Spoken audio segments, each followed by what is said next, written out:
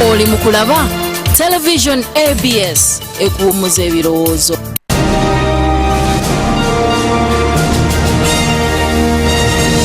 Ekiddako ku ABS television.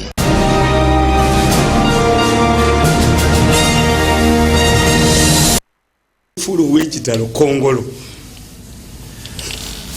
Mwasuze mutya mwenna gye musinziira okubanga mulaba olutimbe gaggadde. Ffe twagguse dda obadde tonnatulaba ku lutimbe naye nga gye tuli tuggumiza ensonga yenze kanka kapita okubeera nga nkutuusako puroguramu Omukulembeze Wenkya ebikukunavu n'abakukunavu bannakaliisizo.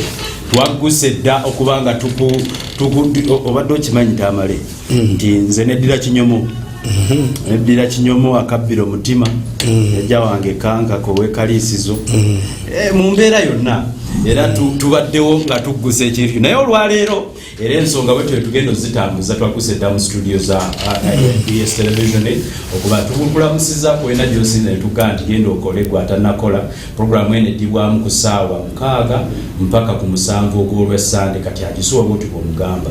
Essimu yaffe eya studio ebeerawo waliwo essimu ya WhatsApp k'okuba ekifaananyi n'oweereza nga 3 wengedde anti olaba puroguramu eno bw'ate bw'ofuna mu Sumbayiga agenda kuba akugabira Toyota PTX Prado TX etambuddeko naye ng'era agenda kuba abaddiza kati kuba puroguramu eno ekifaananyi obeere ng'okiweereza ku namba ya WhatsApp gy'olaba ku screen yo eyange ng'omuntu 751648 k'osinzira n'ompereza obubaka obwa WhatsApp ne twongera okuba nga tutaanya ensonga zino zonna wa Tamale Mirundi mutabani wa Yona Mirundi Yohana Nemmole Mirundi munnakaliisizo oweri eri gye mumanyi obulungi yagguse dde okubanga agguse ensonga buuza ku bantu abantu baŋŋamba babuuza ate bano kuddi waliwo ayanukula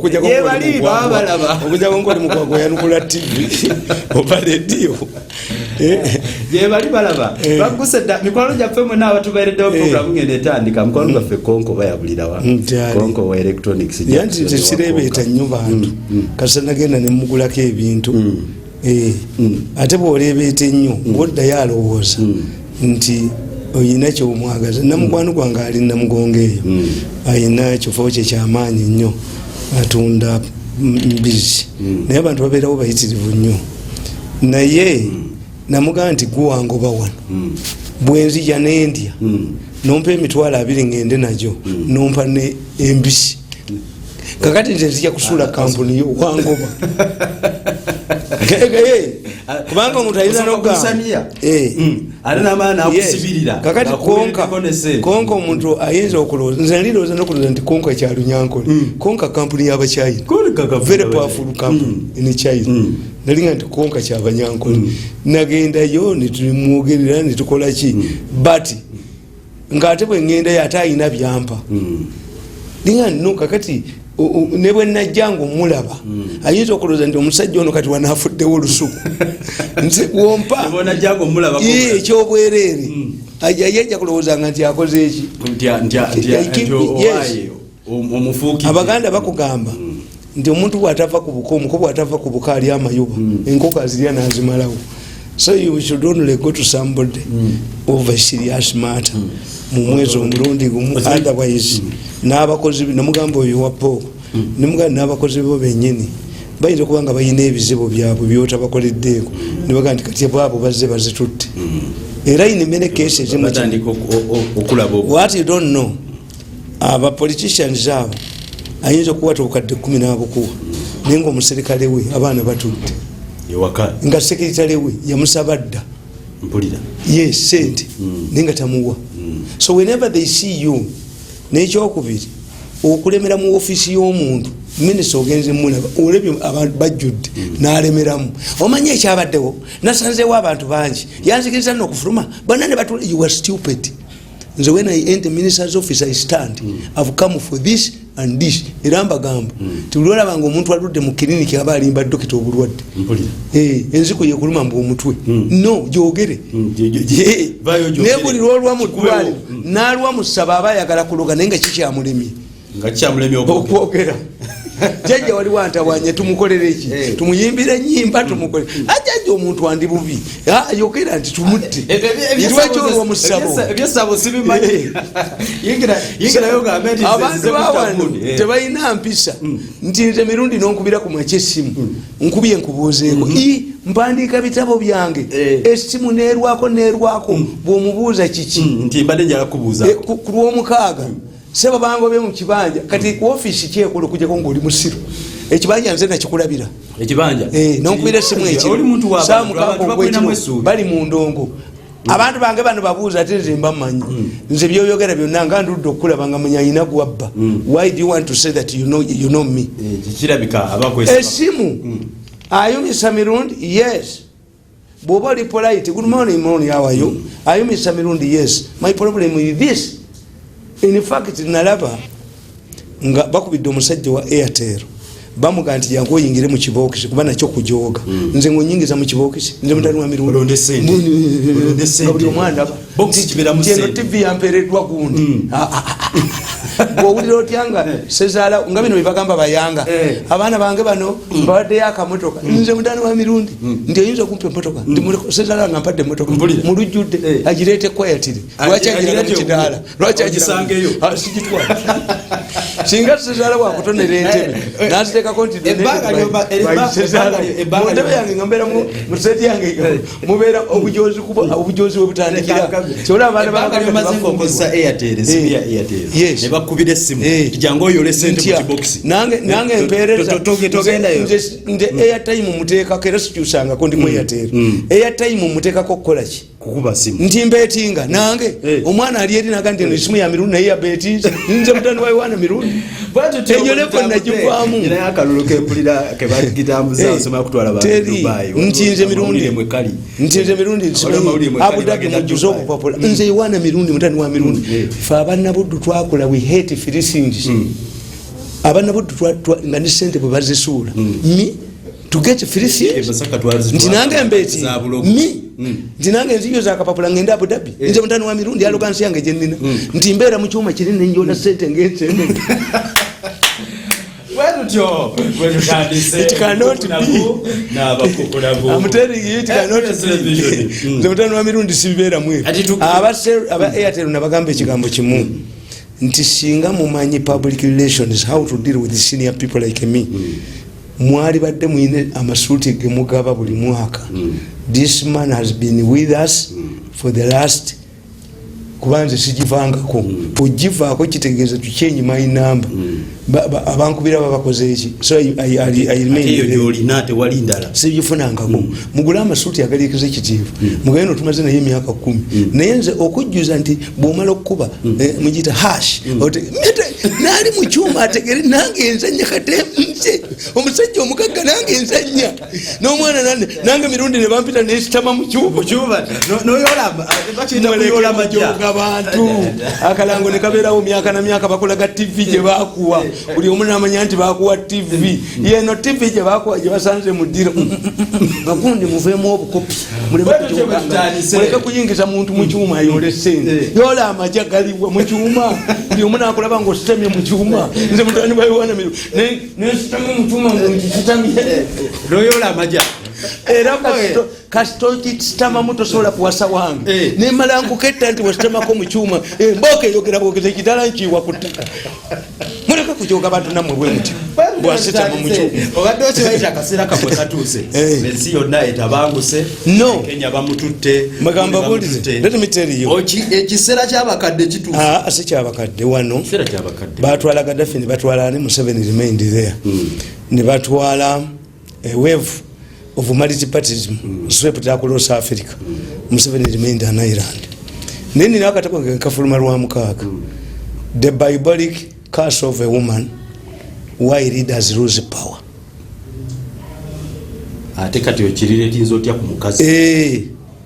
Abakazi abo bemulaba bebonoonye ensi bebagisuula nti Adamu yali yekkanga yeeyagala kasa bamukolera omubeezi siki ekibonerero omukazi yaleeta ekisiraani ffe mu Baganda batugamba nti kintu yali ava mu ggulu ne mukazi w'ennambi laba bwe beerabirayo obulo bw'enkoko sikwe kujja ne mwannyina walumbe mukazi mpulira biblical curse of a woman. When you read that book of mine kijja kufuluma ku lwa mukaaga nkubuulira nti Rwanda Agatha Habyarimana yatabula Rwanda. Abahutu bali bagobya abatuusi nga bagenze. The Tutsis tried to go back at Rwanda 3 times nga bafulu mu Burundi nga babawangula.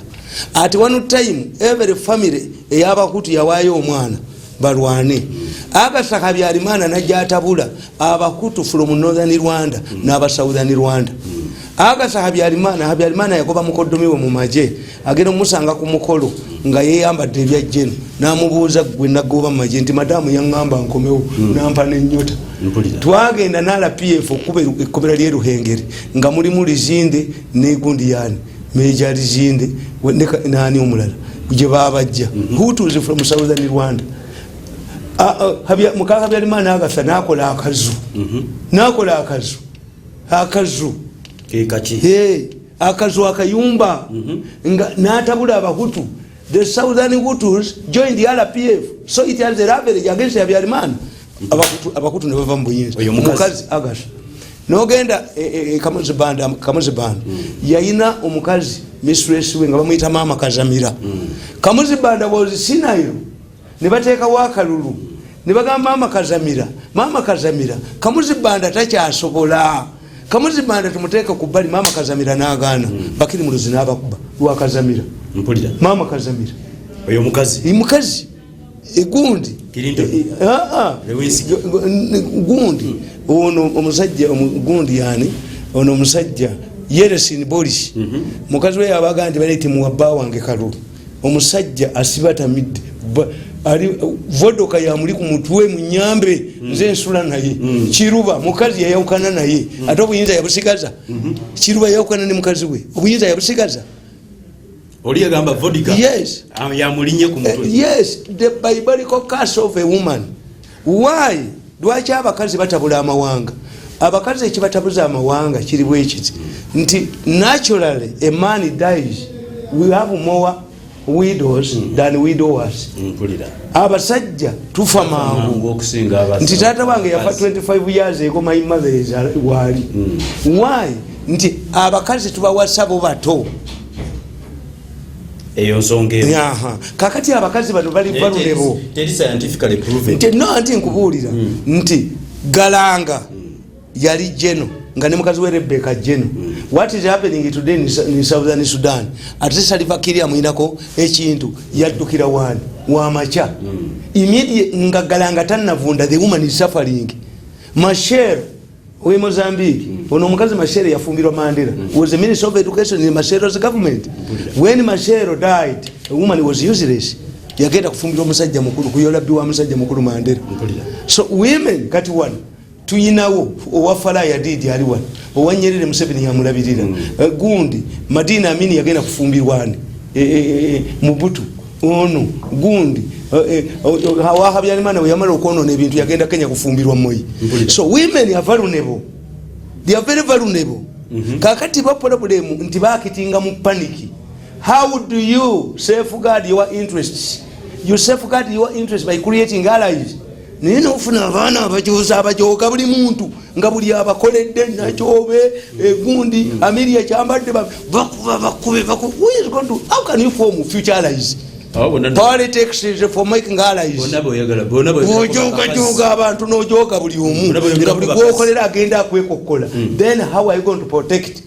Era omukazi atukoze obubi atawandiise kitabo Mama Angina realized that the Kikuyu could not succeed the Kikuyu and he chose Moi. No mwana wa afuze. She did not panic. She was realistic maybe because she was young. Ekyokubiri teri mukulembeze alwa mu buyinza family ye negaziwa nasigaza power. Saddam Hussein was a good man in the 70s. Abakobe bajja abakoto. Saddam Hussein yakiyiwa.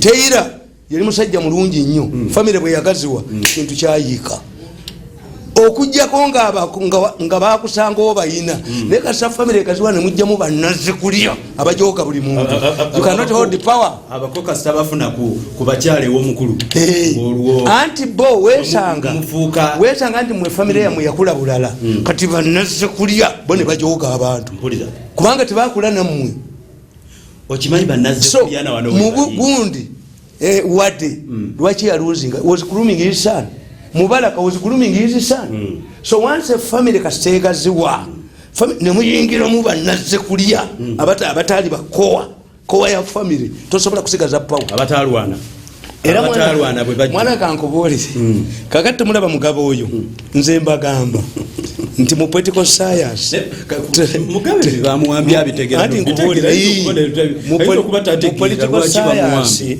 tuyina kye tuyita decision making omuntu yenna bw'aba takubuulidde lwaki yakikola tosobola kutegeera kuba teri musiru decision making a decision is dictated by the environment a decision is dictated by history a decision nti a doctor must decide nongoosa omulwadde oba simulongoosa kuba you are playing with life with the people's lives a businessman must decide whether okula ebya Christmas oba nedda because you are playing with your money oyavuwala oba okola ki kakati Amin yalumba Tanzania nanekisinga n'ekitundu ky'ekagera when you analyze Amin you may think that he is a fool no Amin yalowooza nti bwalumba Tanzania n'awamba Kagera is going to achieve two things his army will find an enemy nti eggwanga yali alifugira kwa Obote akomawo two it would precipitate a queen Tanzania abatanzania bali betamidwa ba refugees bo foreigners Tanzania ngespendinga sente nyingi kakati Amini yalowooza nti bwalumba Kagera amaje kagenda kuwamba ki amaje kagenda kwechangere Tanzania tuyina kye tuyita unexpected results kakati alowooza nti Mugabe musiru Mugabe decision ye yakoze okumma munanganwa alekewo omukazi we tumuyita musiru a decision was depended on the prevailing situation tinawandika akatabo kange kano mu 2011 bakayita rules and principles of succession obusika tububala ani agenda okusikira tukubala omusika tumubala who can succeed you tumaiti kyekigenda okuleeta obuzibu kubanga nkugamba naduli yagamba mukama we nti koyogera nkugamba nti tuyina retirement za mirundi ebiri tuyina the voluntary retirement is such that the incumbent remains in a strong position to influence and determine the successor. It then naturally follows that an incumbent cannot cede power to somebody he does not know. Knowing in politics does not stop at somebody's name or face. It extends to a historical bond. Experience shows that it is highly risky for an incumbent to entrust the power to somebody without a historical link. By this I mean a longer time relationship. You must have guarantors who can invoke this historical bond if she turns hostile. Nelson Mandela in South Africa ensured that his close friend Thabo Mbeki succeeded him. A leader does not entrust power to somebody who can easily establish here a political power base within a very short time. It is advisable to incumbents to remain with some sort of influence in the government in the first 5 years following their retirement. This is because human nature loves freedom. It seeks to get out of the shadow of its predecessor and establish its own identity. A person who can easily establish a political power base gets new friends and is easily hijacked by political opportunists of his new base.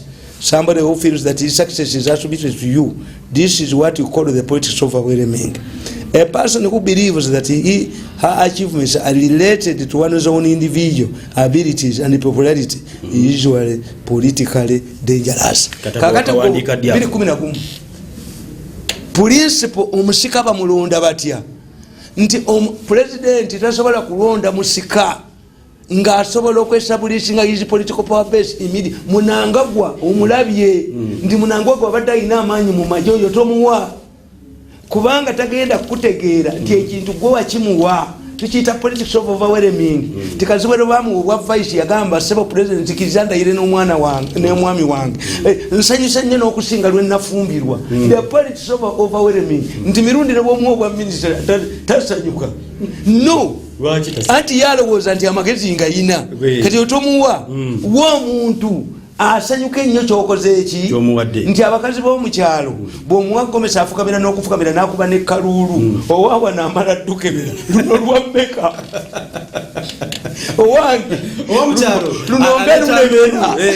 luno nga lulebera luno sizeza emitwalo ena olwomuwadde afuga benzi n'agenda mu kyaki n'asoma akugati abasajja bakulya abakazi baabwe hama oyogera ka benzi so nga waliyo famire egula ebayisikolo ne bagisumika ne bayita bajjajja emitimu gy'abajjajja gireesa obugagga mu famire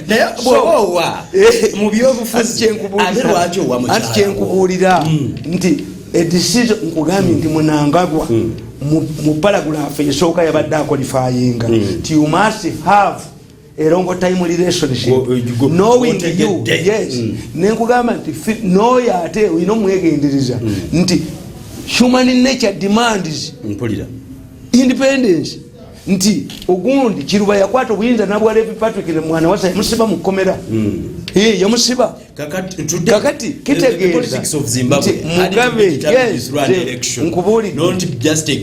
nti Mugabe decision ye eyokuwa mukazi we was dictated by circumstances nti munangano akulagiddewo munangano abadde ayina ki amaanyi mu maje wa so principle ekugamba never give somebody obuyinza moyi yakugamba nti nze nfata nnyayo ndi mu buufu bwa Kinyata ne baminisita ba Kinyata n'abalekawo ne gundi ne sente currency nesigala ng'ekola wadde n'awasali Katikkiro we ng'amusinga namuga gundi okaddi ebyogera sibitegeera era yamujjako ekitegeeza weni political succession politics era kati akatabu kali ku party akapya kengwe nenkugamba program eyokubiri point eyokubiri nakugamba nti abantu wali ayina magezi gatunulira muntu nti ajja kuba muliza ajja kubaje people change.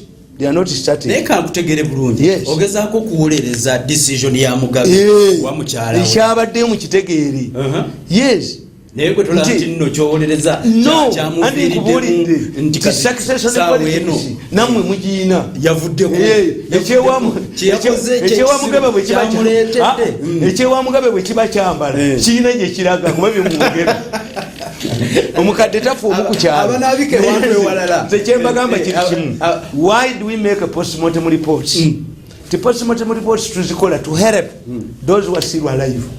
Nti ekibomba ky'omusajja yakyowocha walaki ka avoid it kansa akukutte go there early omusajja ono twali muwonyeza naye yazaweddeyo gitukosa postmortem report nti nkubulye namwe succession battle weri akakadde tekafa kamu ku kyalo era nze nabagamba ekyagudde wa Mugabe abaana ba red paper bambuza abaana ba red paper bambuza engulu eri abaana ba red paper bambuza nti ku sekandi nembabaza ani asobola okusikira mu 7 nembaga ndi mugamba buli sekandi asobola okusikira mu 7 mbaba zitasobola bazitumwagala bwazi nabagamba nti bwe yagala omukumya n'akuma essomero ly'abaana abawala oleeta yakazaala abalongo mirundi 8 oba eyatomerwa endiga ani akuuma abawala n'atabatawaanya eri abaana abawala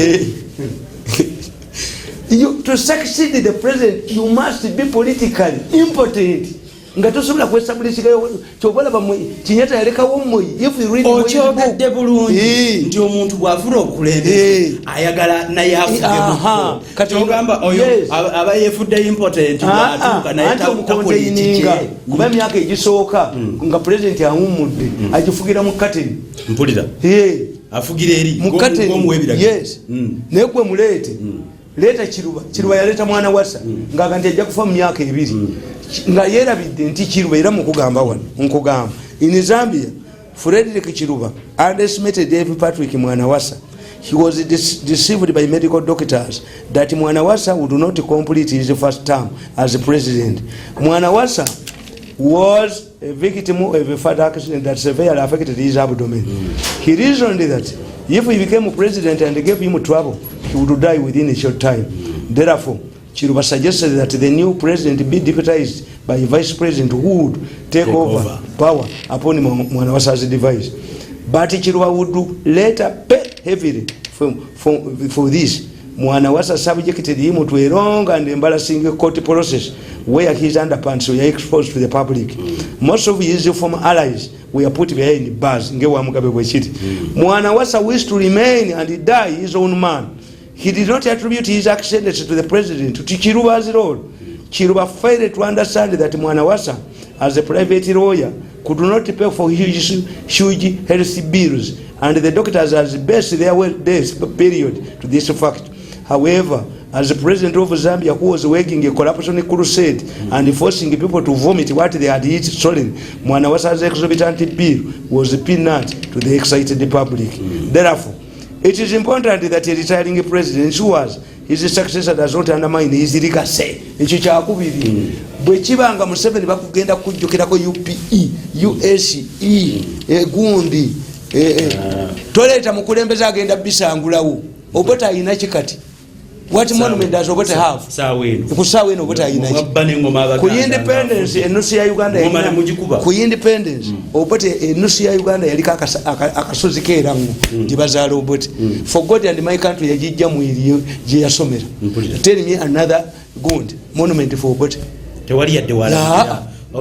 President yali ku independence. Legacy omukulembeze toleeta successor agenda kujjawo legacy yo bali kujjukirako ki.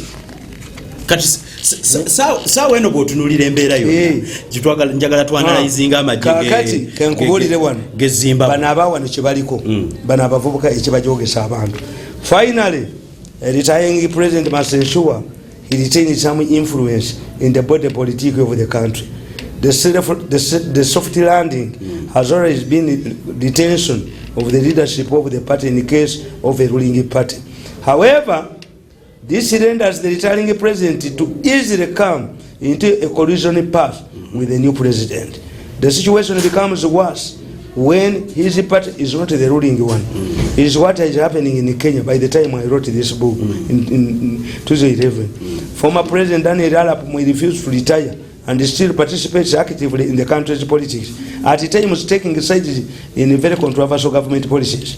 This has helped Moi to remain relevant and defend himself against attacks from enemies. In conclusion, what protects waliwo wana akalala akakugamba nti asobola okukola ki tusooke twanalizinge amajje gundi Zimbabwe nga tugakomparinga n'agaffe wano. Kakati nkugamba nti omukulembeze kati w'ennaku zino alina okufuna atamutwale Hague.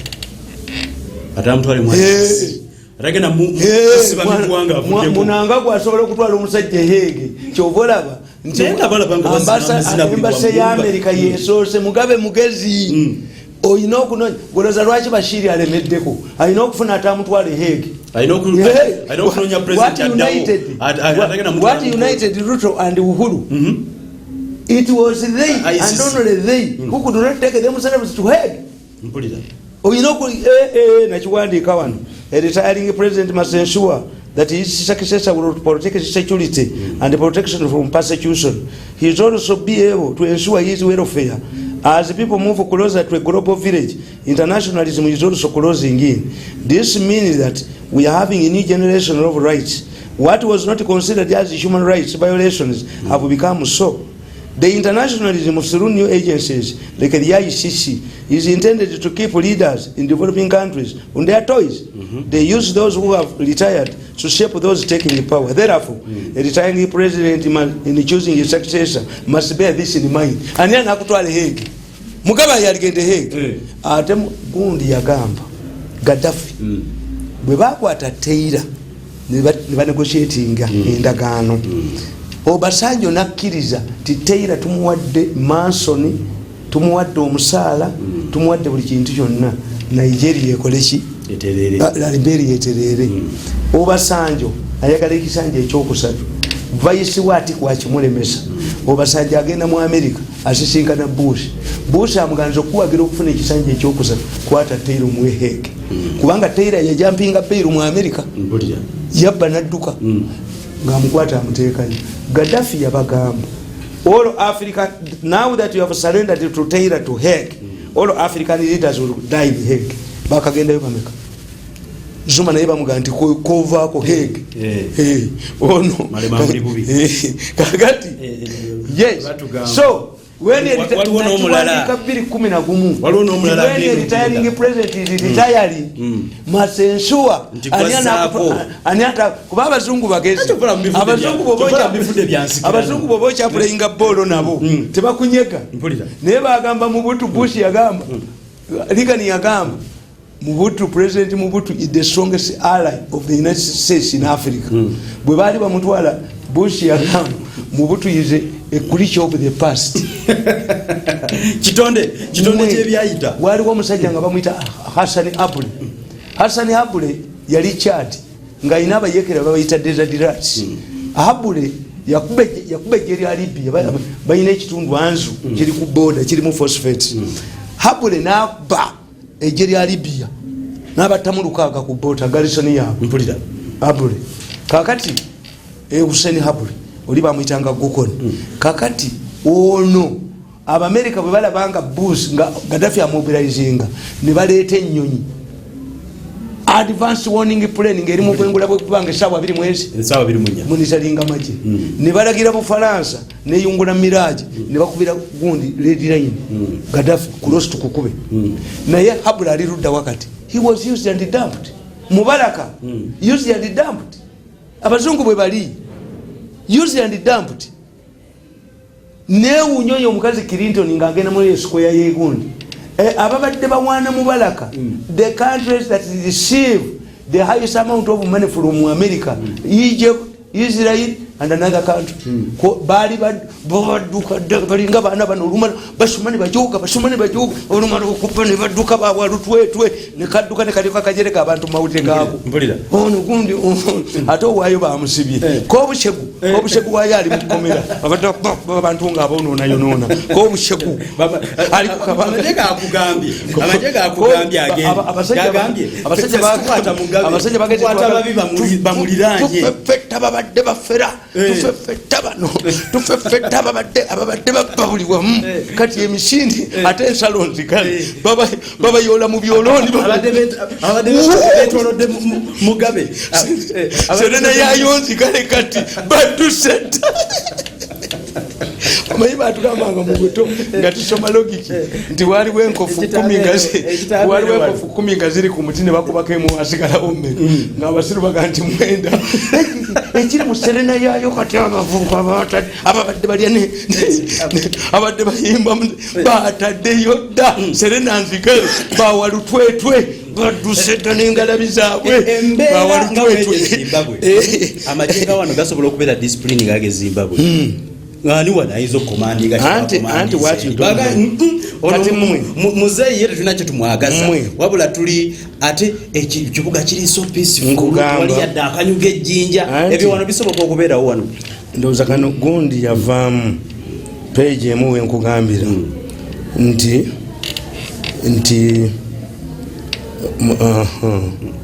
a retiring president must ensure that his successor will protect members of the first family and what they have acquired or rooted. This explains why the first family must have an input. The first family must have an input in somebody who is going to take a power. Although in Zambia and Malawi is the former presidents who have borne the wrath of their successors. In many cases, the first family members become the punching bags of the new regime. Even where the president has committed human rights violations, anger is always meted out on members of the first family. People often vent their anger on members of the first family. The retiring president must ensure that his successor will protect his security and protection from persecution. Therefore, I submit that. No. Mbagamba, nti ekikuume eggwanga kukiriza nzigize gwanga ne mugamba mbagamba one in conclusion what protects the country from bad leaders are national institutions that can shape a leader's conduct and behavior.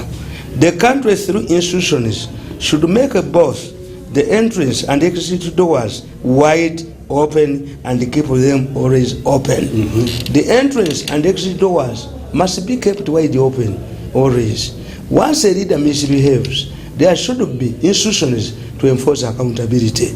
A wise Chiganda proverb says that omuyonjo omutono gwe guyita enkoko ekinsuti. Literally translated in English, to connect that a cock must fit in a smaller cage.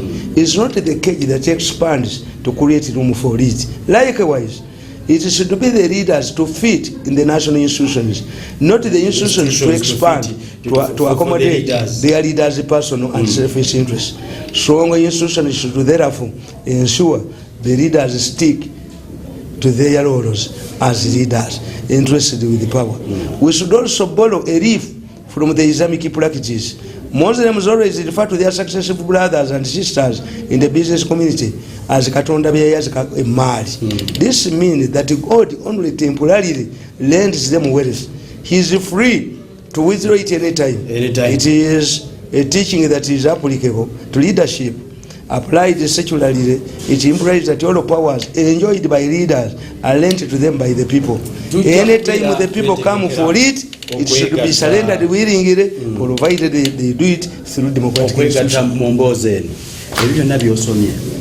Nze ngabiwuliriza nakamandika 2:11 nabitegedde kali ku party yakano wano tebiriiwo habu institutions muzisse the biblical curse of a woman amajegeri omukazi bwotamwegendereza kuba ye omukazi ali mufiya ndiyo omukazi ayiko kuga naye taata gundi bwofondeka bwegetofa nebi abatakusera yes omukazi bowana a woman abera mufiya what if my husband goes kati mukamugabe ko batudde mu bala regime ebaddeko oganza nokusanga protecting aliko ne mukamugabe alirudda andi bamutute mu bala so yinza nokusanga constitution ya mugabe bagikuttemu kikizira ki bwe balumba olubiri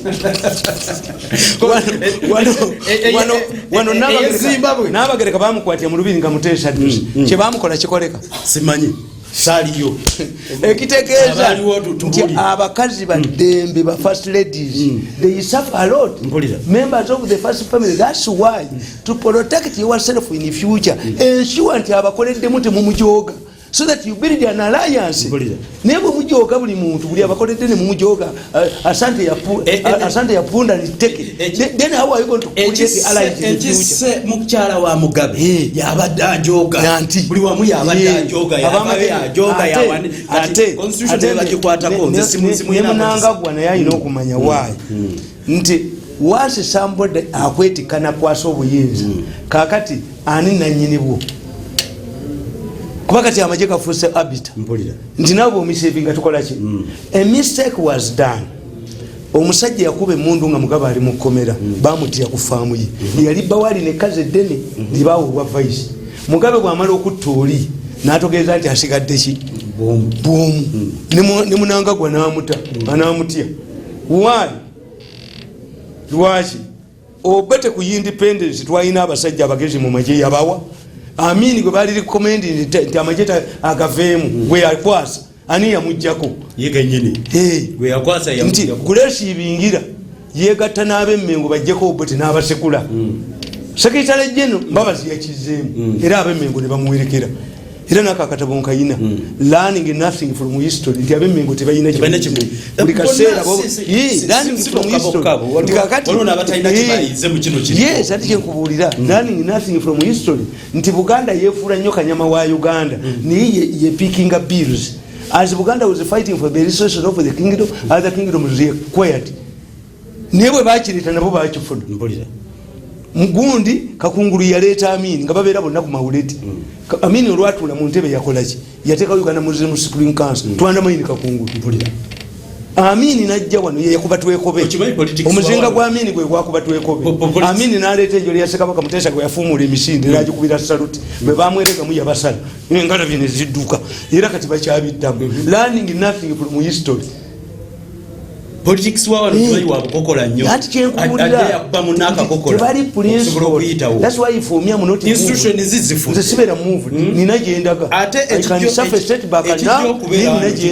kizibu kubanga eriyo amagye nalabyemu some form of discipline naye wano n'owulira nti n'omukulu ate kakati era n'ekiri wano mu kitegeere mukwano gwo mu poliisi beekubaka kokola ne mukwano gwo mu n'ekiri ewa Mugabe mu kitegeere n'ekyamu nti as the fighters abayina chuyaabwe Mugabe the army came in because this was a foreigner teyalwana mu nsiko as long as yalwana mu nsiko nga atudde wajja kujjukira banne mpulira ekyokubiri nabagamba nti musisoyo obujonzi bwe bwafuka mu ccupa bwamansulira abantu tinyefunza ali agenda kujjako gavumenti tenyefunza yokumirira tejeno Mugabe mu nyumba bajiwa omulala oyo omukazi yali sikati yali Museveni manyige bali mukoze naye bali mututte mu bbala ki constitution bajikwatamu akajanjo ne kamugwera mu ddala akabina yokumirira tejeno kijefunza amanyi agajja ko sikati yali Museveni bakoni balemereddwa bani balemereddwa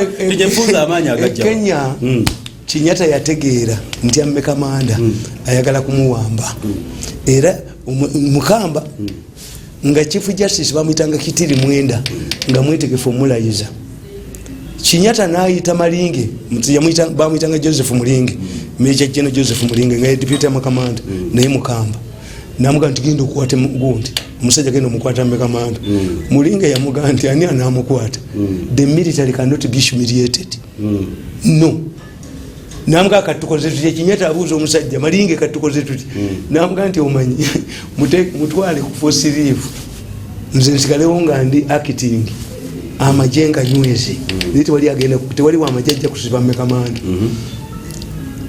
na amajenga nywezi nakola ki nagokwata namubuuza Malinge why don't Kenyans believe that you are the army commander you have never confirmed me military again Indonesia waliyo General Wairanto nagenda mu system natta abantu kyali kyangu mwambala achali kyangu mwambala ene Sri Lanka waliyo yakuba gundi Tigers ne yesimba unga base jinaga no kukize bivudde mu kulonda bamuyola buyozi nga kapa military bera humiliated nti Mugabe navuma abaserikale mwe muri kibulimbwa bubwa abakone bavuma tusobola no bajja empologoma bolabe ejonjo badde enkuba efuuka mbwa empologoma bwejonjo balenkuba bolabe empologoma esinisa amanyi ugamba eseka military ezanyirwako military okimanyi era mulimu mafia batisa gangwe military bwe munakinoja kitwala ono Museveni yekka military mutya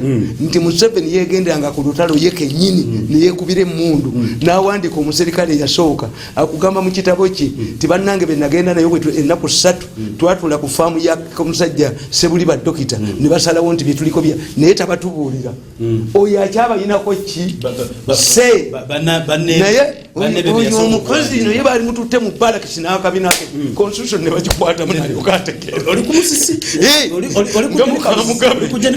Mugabe bamututte mu balakisi ekyamututteko sengawe yali kyogera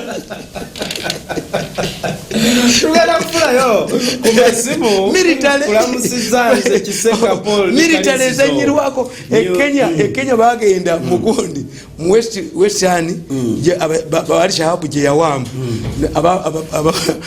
abagonde ne bakuba abamawulire bayo abamaje babya amazi obwedde je babba amaduka babba haya kamanda wamaje ga Kenya yayita abamawulire n'abaganda mugende muwandike nti amazi bazze nako muzinjimira tebanakabba amadu waliwo engalabi ye Kenya yabiddamu abajoga abamawulire abajoga abantu ambassador Fembes olivia ogama kitamale mirundi tamale minikesingo kwagala ko oyogere ekiryo ne tamale mirundi ngafe government ya Bobi Wine oyogera ko kikwatwa kuoboge ate tamale mirundi ebino byenda byabasawo abaminisa abo wa sente abaminisa abo wa sente ne abasawo abatulabirira tebagala bomo zabajuli member wa parliament ya Afrika tamale mirundi okirabo bali bameka tamale mirundi ebiri gundi eyo mu Uganda tabike muzeyi ne bamuwamba bali bameka majega jamwe fuya abavuga cyane cyetulia abavuga kugamba ababaka ba parliament bali bameka 140 gatta sente zaabwe zebabawadde nebali current expenditure balina emisaala gavumenti eremwa kunyonyola bunyonyi mumbulireyo strike emu gye baali bakoze ne bataga nti minisita aveeko wabuliddeyo nga boogera ku minisita the minister is not the target nabagamba nti bano abasajja bagezi nnyo Saabasajja Kabaka bwe yavuddeyo naga nti constitution mugikwate mu nzigireyo federal akavubuka ka new vision kakubye nti omulangira Jjunju bamubanja ebikumi bimeka nga kyekategeeza nti ono ekimwogeza bwavu ayagala omwana we bamusasule sobola oluvapula ne kalukanga balamu wekalikatudde mwekalikatudde ne kalubindizaako ssebo kakanga bali akavumye Kabaka enkyo ejja kalaba nkagenze emmengo okufisitula niwabula y'omuganda akakakatula nakaga nti musajja gwe kulamu empale tugijemudduka Bukenya bwe yagamba nti nze ndi dokita naye kyendabye omuntu w'emyaka 75 aba takyasobola ggwanga bwe yebajjagadde n'akomawo n'agamba bamukubye n'omukazi nga awuluwa ddalingo ono ambasada dilo pawe masajja kwembaza vampondo ndiwa natete kukampewo yeso wangu mukukanga Tamale Mirundi wale nyo kusomesa kwanga Uganda naye kiriwa ne wafe institution zawa nonga zisusiza nnyo kwekalakasa abasawo bekalakasa bana abaguni bekalakasa tetigenda vira ko no kiri bwe kiti mbagamba this is a strategy nga jimbadde mbagamba ti when you are renewing the contract of a headmaster ne bakugamba nti bukyajja tafunanga first grade myaka ekyo ettaka ly'essomero alitunze abawala bafuna embuto wano naye yennyini alina mbe yafunyisa kati bakuliniwingira contract. The opposition is saying as we debate the lifting of the age limit, what the intention of lifting the age limit is to ensure nti fabawogera Museveni agira akola ki abeerako kati bamagezi ge bakoze as you debate renewing Museveni's contract is it what's renewing nga abasomesa beedimye abagundi beedimye abasawo n'abana bagenda kwegatako n'aba university. This is a strategy. See no more situation. Amanya gose bone josinze gwe kankubuuze waliwo omwana akabira okulya ekyemisana ku makya oyinza otya okwediima ng'oyagala ssente nga budget sikiba weediime nga bakola budget mpulira weediime nga bakola ki nti nesente ate nkubuuliddeko nasoma trade union when do you go on a strike abasawo abo baligambye I sympathize with them kuba natu medical doctors I sympathize with them nti abaganda batugamba nti omukazi bw'otamulekera nkutateka mu ngalo ze eggwanga toyinza tuga nti badokita bajjanjaba abantu nga tebalina gloves. You must provide the gloves. Naye amagezi ge baalikoze gaddaaka waliwo dokita ekyo Czechoslovakia oyo ke bali mukwata owa kansa nga embeera efaanana ng'eya Mugabe mujja kulaba abasajja ba Czechoslovakia ab'ekyuma kya kansa nga bayingira Nairobi bayingira ebinnya by'emmezi ekyuma kya kansa Czechoslovakia Czechoslovakia nga India yatona modern machine n'egitonera Kenya Czechoslovakia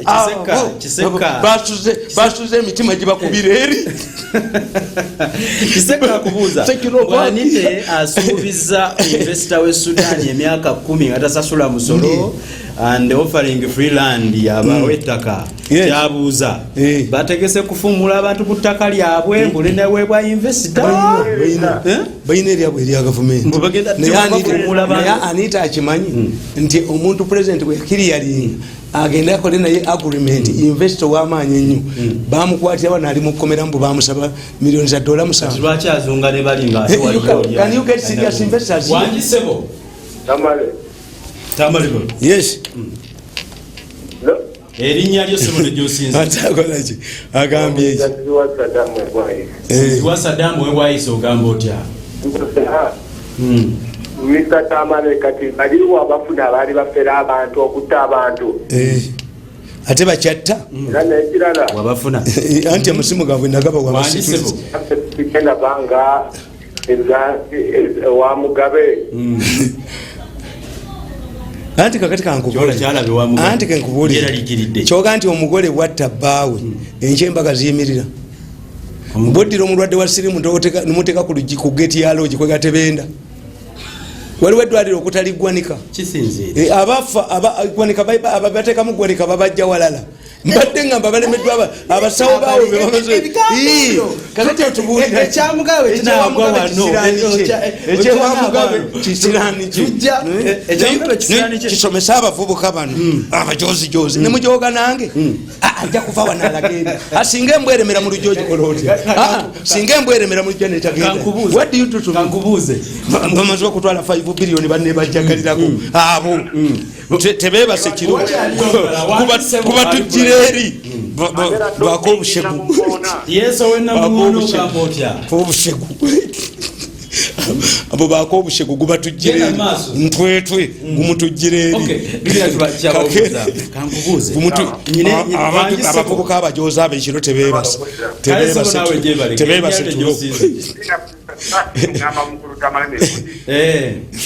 waliwo gavumenti yayisiza ekyokuwa abaana buli azaalibwa emitwalo 2.3 omwezi mu ddwaliro lya gavumenti kugayayaza bavubuka bano tetugenda tugayaza abavubuka abezinesiaaigamye muno gavumenti newalakamukati ngabe yewambye wano owaffe pulezidenti asobola okwewanga ngayagala kuba muafrica nekola kateri mu africa byenyonyodde ekyategedde aleka mugabe yewambye yejjeko mukazi nakugambye linda akatabo kange the biblical curse of a woman yabadde agoba mukazi and how leaders lose power kulumukaga kafulu atezi baganti kafulu makaba kafulu nti mugabe mukazi we abakazi abo naawe zabako naawe zabaki teri mukulembeze anyweza buyinza when the family has expanded mukazi yadde na muto tewali simanyi mugabe omukoyo agamba mekamanda nti gwensobola okugowera mu dakiika 5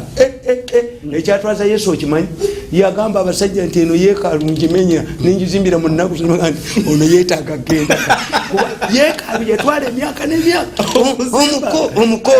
omukooto yayimiridde n'agamba mekamanda ti gwe nekyoyinza obutabeerawo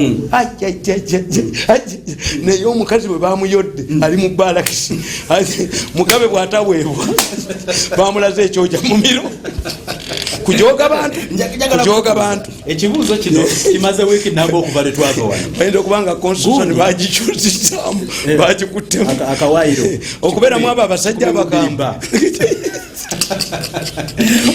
kakati ojoga tojoga bamaje osaba katonda akutte tokunamira ggulu ayinza okutta obubi ennyo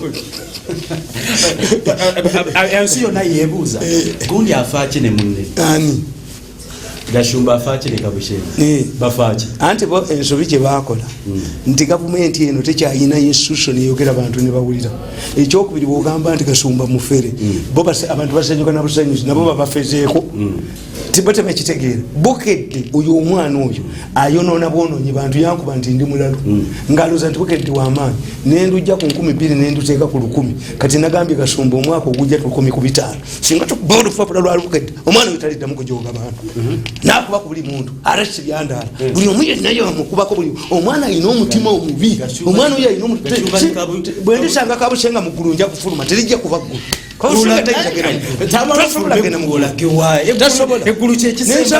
onalisanga mugulu nfuluma bufulumi teriba ggulu tayita gendayo ina omutima mubi nnyo nakuba kubanna nobonono kati bukedde twagambye ne gasumba bukedde omwaka guno tumuteeka ku 5 tugenda kunga abantu temugula omwana oyo ajoga nnyo omwana oyo ajoga nnyo abantu alina fitina kayalowooza yekaya alina okuba ne sente olaba yakubye n'alamu kuba muguzi wa ttaka nekano kawalutwetu baguzi ba ttaka kakati emubende eryo redistribution obulanga yabasasula dda abantu alamu yabasasula byadda kati bamukuba batwale ettaka lye naye bwe bali muzingiza bwe batinga tanayingira sirongo abantu bakubye bayitirivu abaana bange bamwepikira ababyandala bamwepikira abamukasamululi bamwepikira